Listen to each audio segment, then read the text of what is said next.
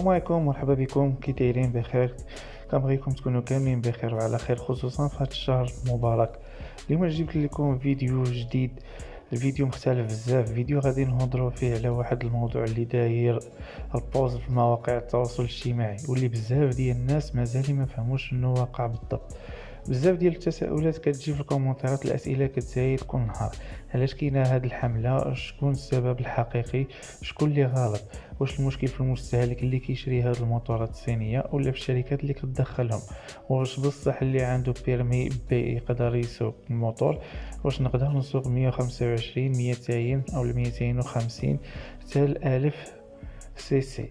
اليوم غادي نجاوبوا على كل شيء بطريقه مختلفه وبطريقه واضحه باش الرساله توصل لكل شيء. الحمله، شكون السبب وشنو السبب الحقيقي؟ في الايام الاخيره شفنا بزاف ديال الكلام وبزاف ديال القصص اللي كيدوروا في مواقع التواصل الاجتماعي، ولكن واش كاين شي حقيقه وسط هادشي؟ كاين اللي كيقول ان شي مسؤول كبير كان كيسوق وتلاقى مع الدراري اللي ساكن بالمطار قرر يدير الحمله. كاين اللي كيقول ان ولي العهد مولاي الحسن كان سايق وشاف الدراري دايرين سباقات وقال لازم نديروا الحمله. كاين اللي كيقول ان الموتورات كانت كدور بزاف قدام الحي الاميرات في الرباط، وهادشي خلى السلطات تتحرك، ولكن الحقيقه هي ان هادشي هذا مجرد اشاعات وما عندها حتى شي دليل.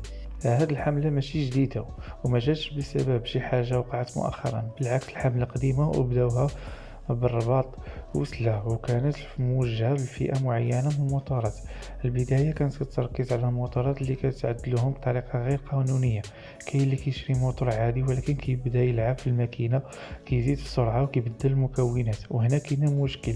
ولكن علاش دابا تزيرت هاد الحملة بزاف؟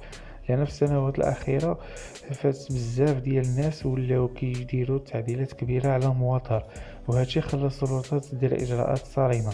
في الماضي كان الأمر عادي، ولكن اليوم أي حاجة مخالفة غادي تجرر عليك المشاكل.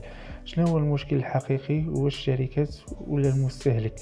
الدولة كتهدر على السلامة، ولكن الشركات اللي كيدخلوا الموتورات متبعين شي هادشي.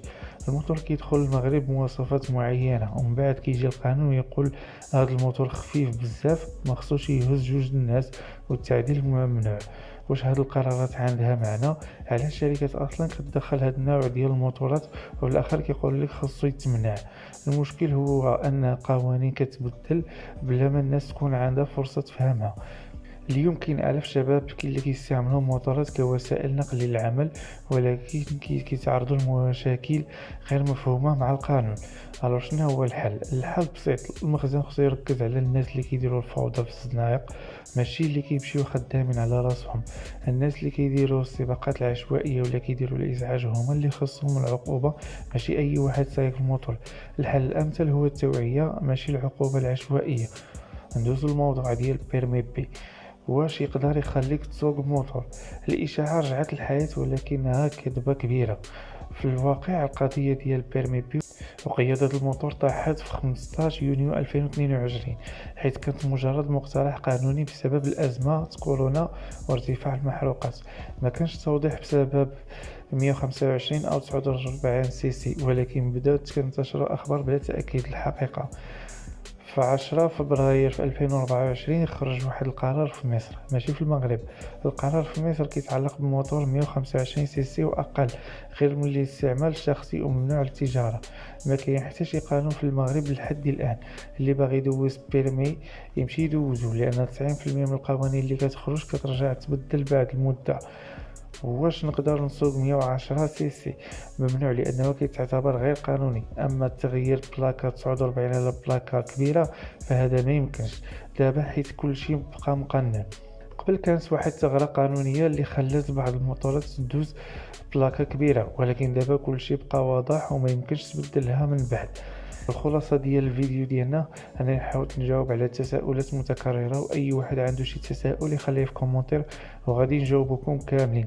اذا كانت بزاف ديال التساؤلات غنرجع لكم فيديو جديد.